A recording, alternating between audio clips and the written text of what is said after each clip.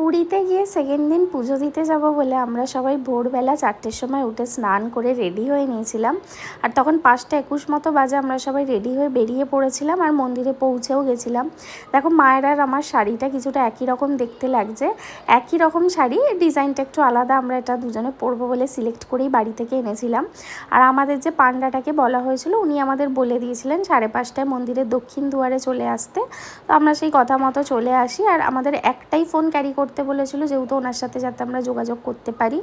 আর jeans, belt, wallet সব কিছু restriction ছিল যাতে না নিয়ে যাই।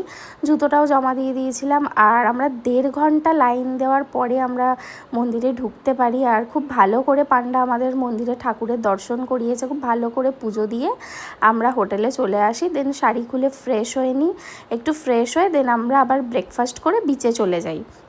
তো আমার বর তখনও পাঞ্জাবি ছাড়ার টাইম পায়নি, যেহেতু আমাদের ফেরার রিটার্ন টিকিটটা কাটছিল তৎকালে। তো দেন আমরা বিচে চলে আসি। মা সেদিনকার সমুদ্রে নামবে নাই বলেছিল। মা বলল ভোরবেলা 4টের সময় উঠে স্নান করেছি, পুজো দিতে যাবো বলে আবার যদি সমুদ্রের জলে চান করি ঠান্ডা লেগে যেতে পারে। তো সেই জন্য আমরা ওখানে যে চেয়ারগুলো বিচের ধারে ভাড়া পাওয়া যায়, তো মাকে ওখানে বসিয়ে দিয়েছিলাম। আর মায়ের কাছেই আমাদের ফোন, জুতো, জলের বোতল সব কিছু দিয়ে দিয়েছিলাম। তো সেদিনকার আমরা বেশিক্ষণ চান করিনি, যেহেতু আমার প্রচণ্ডই কাশি হয়ে গেছিলো। তো কাশির জন্য সেদিনকে ওই 1.5 ঘন্টা 1-1.5 ঘন্টা মতো ছিলাম। আর সমুদ্রে নামলে কোথা থেকে যে তোমার 1-1.5 ঘন্টা চলে যাবে কেউ টের পাবে না। তো ভীষণই মজা লাগছিলো। আর সেদিনকে আমরা যেখানটা গেছিলাম বালিগুলো প্রচণ্ড গর্ত গর্ত করা ছিল বলে খালি পড়ে যাচ্ছিলাম। আর খুব ভালো। আর সেদিনকে ঢেউটা অতটা ছিলও না, কারণ ওয়েদারটা সেদিনকে একটু মানে মেঘলা মেঘলা ছিল। আর সেদিনকে শুক্রবার ছিল, যেহেতু মা সন্তোষী মায়ের পুজো করেন। তো মায়ের সেদিনকে নিরামিষের ছিল বলে মা সেদিনকে বললো আমি হোটেলে বসেই খেয়ে নেবো। তো মাকে আমরা হোটেলে বসিয়ে দিয়ে চলে এসেছিলাম। আর আমাদের খাবারগুলো আমরা পার্সেল নিয়ে নিয়েছিলাম, যেহেতু আমরা ভিজে গায়ে ছিলাম। তো হোটেলে গিয়ে আমরা স্নান করে ফ্রেশ হয়ে দেন আমরা খাবো। তো হোটেলে ঢোকার আগে হোটেলের বাইরে আমরা হাত পাটা ধুয়ে নিয়েছিলাম, যেহেতু নোংরা হয়ে যাবে হোটেলটা পুরো।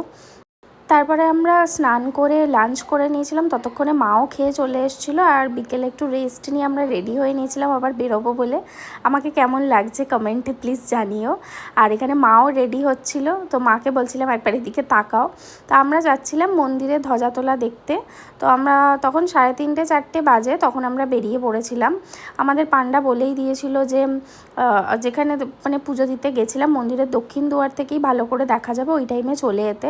আর প্রচণ্ড হাওয়া দিচ্ছিল, ওয়েদারটা একটু মেঘলা মেঘলা ছিল। আমার একটু ঠান্ডা লাগছিলো বলে আমি জ্যাকেটটা ক্যারি করে নিয়েছিলাম। আর আমরা মন্দিরের দক্ষিণ দুয়ারেই পৌঁছে গেছিলাম।